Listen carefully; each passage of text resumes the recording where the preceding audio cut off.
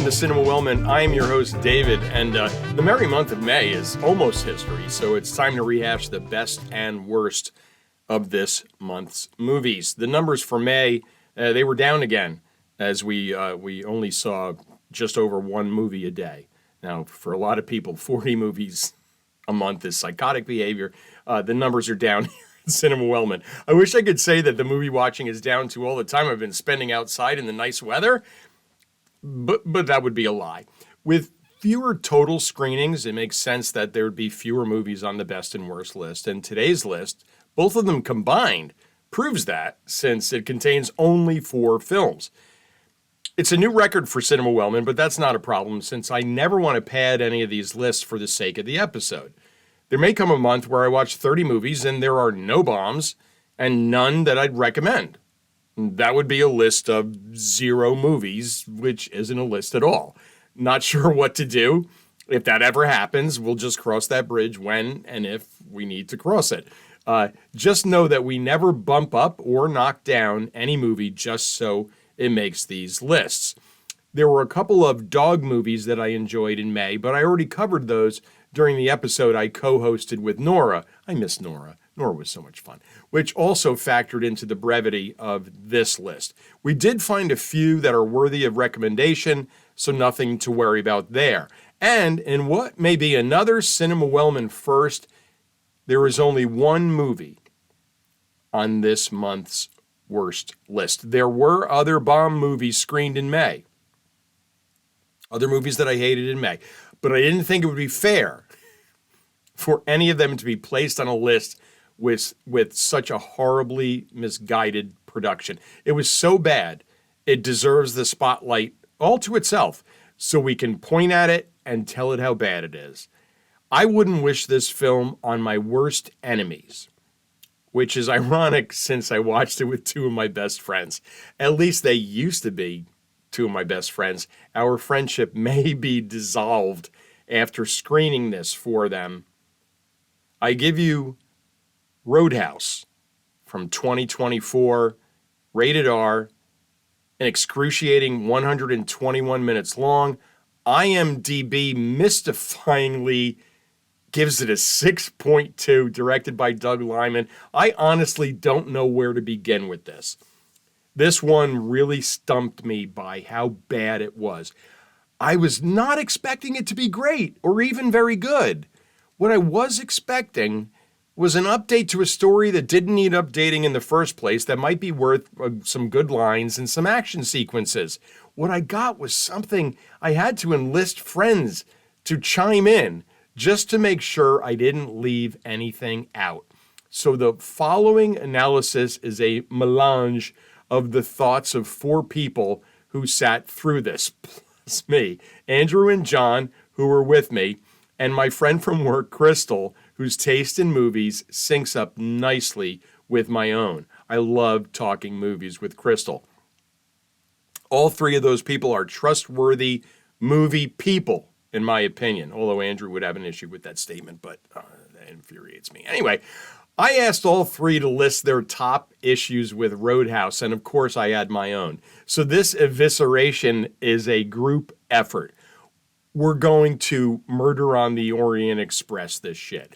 I think the best way to do this is with bullets, so here we go.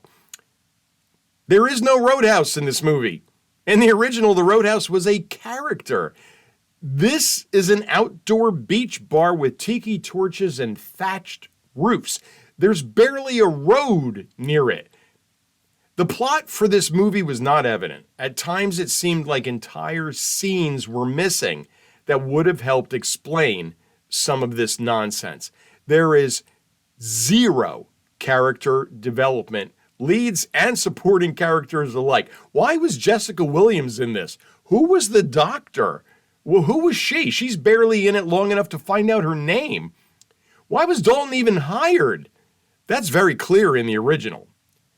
Jake Gyllenhaal is terrible in this. He has 0 likability and 0 personality whatsoever in this. There's no depth to his character. Now, I don't think Jake can pull off being a tough guy.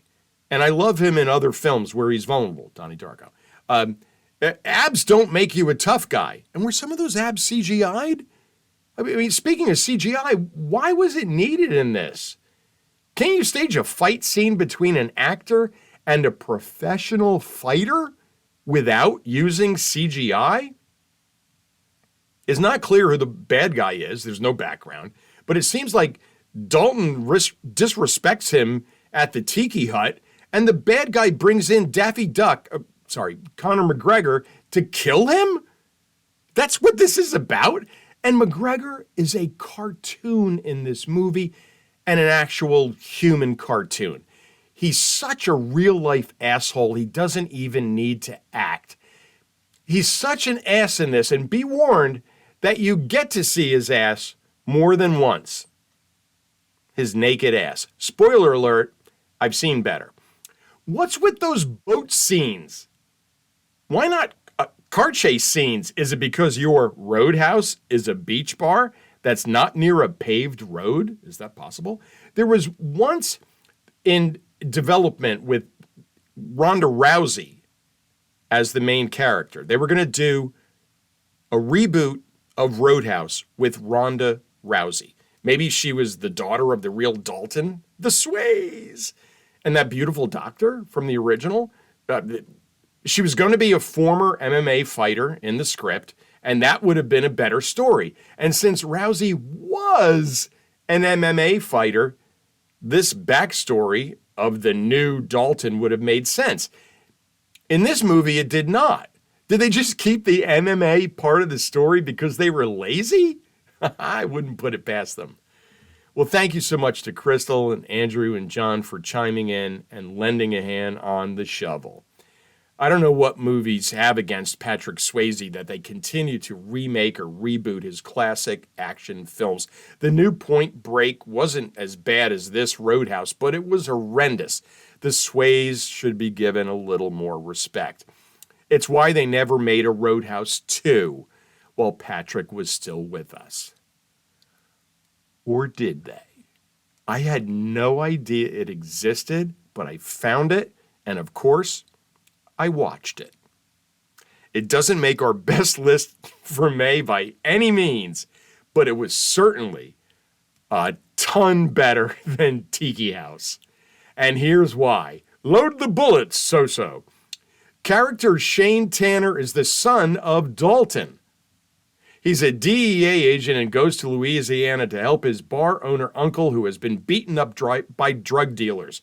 Those two sentences make more sense than anything in Roadhouse. They use the "I thought you'd be bigger" line twice when people meet Shane in this movie. It's an homage from the original, and Patrick Swayze wasn't a big guy. He was a tiny guy. I love him, but not a big dude. He's listed at 5'10". So am I. This movie had better fights that didn't need CGI. Unless you have a person fighting an octopus, why do you need CGI fight scenes? I read that Patrick Swayze was originally involved in this, but backed out due to creative differences, meaning he must have read the script. Wait, Dalton was murdered? Wow. That's harsh. And he was killed by Jake Busey? Really? There's a higher up bad guy, but Jake Busey is the bad guy in this, and that's clear by the way the story is told. They actually know how to tell a story, kind of. And Jake Busey is awful. He's not a good actor, and he's not a good actor in this. And you know this is where this is going. Jake Busey's awful, and yet he's so much more believable than Conor McGregor. Jake Busey is less of a cartoon than Conor McGregor. Unrelated to the comparison of these films, but the two attractive young women on the poster are in the first 30 seconds of this movie as they're shown walking into the bar. And that's it. And they disappear. And there's a really attractive elementary school teacher, not a doctor in this one, and she teaches kids and kicks major bad guy ass. All in this, and she can wield a shotgun. I'm so happy that I can sit here and honestly say that an ill-advised straight-to-video sequel to Roadhouse, starring nobody you'd know other than Jake Busey, was infinitely better than a straight-to-streaming reboot. Now, I'm a fan of streaming. I'm not an anti-streaming person. I think if you want to watch movies in your own house, you should be allowed to do that. So don't get me wrong. But the makers of this crap decided to skip the theaters because they were afraid, and I'm talking about the Jake Gyllenhaal Roadhouse, they were afraid it would be unfairly compared to the original. You don't want it to be compared to the original? Don't call it Roadhouse. Well, that's enough of that. Let's take a look at what we enjoyed during May. We're going to start with a movie it's a big caveat from 2024, Unfrosted, PG-13, 97 minutes. IMDb didn't like it. Directed by Jerry Seinfeld. So that's the caveat. If you don't like Jerry Seinfeld, just skip this one. I'm not a huge fan of his, but I did love Seinfeld the show, which is why I tuned into this in the first place. IMDb says, quote, in 1963 Michigan, business rivals Kellogg's and Post compete to create a cake that could change breakfast forever. Sounds great, but none of this satire is actually true. And Seinfeld stated in an interview that he didn't even ask Kellogg's for permission for anything. I'm not sure how any of that works anymore. The cast is great and includes Melissa McCarthy, Amy Schumer, Max Greenfield, Hugh Grant, Peter Dinklage, Bill Burr, John Hamm, and a bunch of people from SNL. The best characters might be the two young kids who dumpster dive at Kellogg's and Post. Loved them, and whoever wrote what their lines, that was wonderful. Maybe only look for that on YouTube, Dumpster Kids from Unfrosted. Not sure if there's a lawsuit in the works, but Seinfeld certainly names names as he includes several real food mascots and products, not always portrayed in a positive light. Every character is over the top, and pop culture and advertising are targeted front and center. In this made-up story of the creation of the Pop-Tart, Seinfeld doesn't even eat Pop-Tarts. Since the story is set in 1963, there are plenty of jokes about things that would or could never happen in the future that obviously did.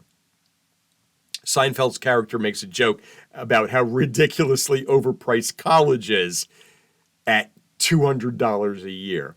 Tony the Tiger even storms Kellogg's headquarters dressed as that QAnon idiot from January 6th, complete with the horns. It's farce, it's satire, and it's written and directed by Jerry Seinfeld. If you don't like him, I don't think you'll like this movie. IMDb, as I mentioned, didn't certainly seem to like it, 5.5. Way less than Roadhouse, but I enjoyed it for a few laughs and a sleeve of Pop-Tarts. Next is another movie by Emma Seligman and Rachel Sennett, and we love them. From 2020, Shiva Baby. Not rated, 77 minutes. IMDb says 7.1. And as I mentioned, directed by Emma Seligman. IMDb, at a Jewish funeral service with her parents, a college student runs into her sugar daddy and her ex-girlfriend. For those of you that may not know, Shiva is a Hebrew word meaning seven, and it's a period of 7 days formal mourning for the dead, beginning immediately after the funeral. And the film is 77 minutes long. Did you do that on purpose, Miss Seligman? I approve. Rachel Sennett's Danielle heads into this Shiva not knowing who died or what her backstory is supposed to be when everyone asks her what she's up to. Even without Danielle running into her sugar daddy and ex-girlfriend, Shiva Baby is a story about family and relationships and how maddening both can be. I was raised Catholic and had a lot of Jewish friends in high school and college, and from what I can tell, the two faiths are pretty much the same. Food is a big deal at any major celebration, especially if it's a religious celebration. Oh, and the guilt. Yeah, that's there as well. The guilt's there along with all the food. Rachel Sennett is great once again, and the Seligman Sennett team. Remember, I talked about Bottoms from last year. Love that movie. Has once again created a comedy with heart, humor, and realistic and likable characters. Some of the funniest parts of Shiva Baby are also the cringiest, but like I said, it's about families and relationships. So there's only one film remaining on today's list, and I'm not saying it's better than Shiva Baby, so it's kind of a co-best this month, and it's from 2024, and it's The Fall Guy, rated PG-13, 126 minutes, a bit too long. IMDb says 7.1, directed by David Leitch, who is a former stuntman. I want to assure you that I really enjoyed this movie, but I have a couple of questions to begin with. Who asked for a film version of a little-known TV show from the early 80s? Why do they insist on doing these kinds of things and then change pretty much the entire story? On the TV show, Colt is a stuntman who's got a side business as a bounty hunter because the movie stuntman thing isn't panning out financially. In this movie, he's doing okay. There's no bounty hunter at all. He's just a stuntman. He's a stuntman for a very famous actor, thinly veiled Tom Cruise. Why base it on this forgotten show at all if you're going to drop half of what it's about? Just make him a stuntman. That being said, I really did enjoy The Fall Guy. I was never a fan of the show, so that had nothing to do with it. It stars Emily Blunt and newly minted friend of Cinema Wellman, Ryan Gosling. Welcome aboard, Ryan. Who is the only Ryan in my book, other than Dakota's friend Ryan, who's great. But I know him personally. Blunt and Gosling have great chemistry together, and this is a lot of breezy fun. The overall plot is a bit thin, and my usual complaint is it's a tad too long, but I enjoyed myself. The characters were very likable, even the villain. Speaking of which, how on earth did makeup make Hannah Waddingham look plain? The woman is a goddess. More than anything, this is a love letter to the stunt community who's been pulling off the spectacular and the impossible and the dangerous ever since cinema began. There's been a lot of talk lately about adding an Academy Award for stunt work, but opponents are leery to go forward with this, thinking it could lead to more risks being taken for more eye-popping and then award-winning stunts, or gags, as the stunt folk call them. I understand both sides of this issue. I think they should be recognized, but by no means do I want people to take more risks in order to achieve something on film. I'm half and half. I'd love to see them recognized. In 1982, Richard Rush made a film that did the same thing as The Fall Guy in a much more serious and dramatic way. That film starred old friend of Cinema Wellman, Peter O'Toole, and was titled The Stuntman. It's tremendous, but I tend to think that a lot about movies that are about movies. I just love movies about movies because, I don't know, we love movies. Well, and that's it. And that's a wrap from here at Cinema Wellman and our best and worst of May. We hope you're with us again next week, as we have absolutely no idea what we'll be doing. No idea at all. Not a plan. Kind of like the makers of Roadhouse. Well, no matter what we do next week, we hope you're here. And until then, take care.